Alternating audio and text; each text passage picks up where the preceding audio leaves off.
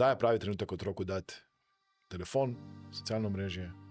Jaz bi rekel čim kasneje, oziroma pač, ko si zaslužijo za telefon, pa ga sami kupijo.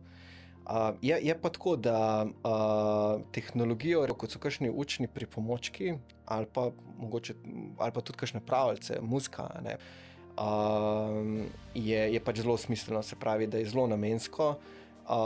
Kar se pa tiče socialnih medijev, YouTubea pa socialnih medijev, absolutno ne. Če me vprašaš, daj nikoli, ne. Oziroma, ko bojo že zadosti same znale prepoznati, ne, nevarnosti, pa kaj to pomeni. Zaradi tega, ker pač, ja, socialne platforme so v bistvu najbolj optimizirani sistemi na svetu, sistemi, ki znajo pač nas hukati za to pozornost, ki v resnici znajo pač targetirati naš dopamin in odvisnost.